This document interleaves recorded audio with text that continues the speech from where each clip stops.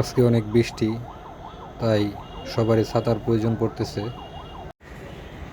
অনেকে আবার ছাতা ঠিক করার জন্য আইছে, যেহেতু বৃষ্টির দিন ছাতাটা খুবই গুরুত্বপূর্ণ জিনিস।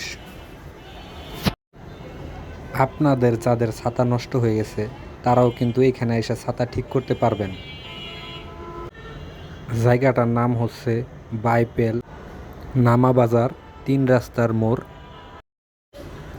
ভিডিওটি ভালো লাগলে সবার মাঝে ছড়িয়ে দিন। ধন্যবাদ।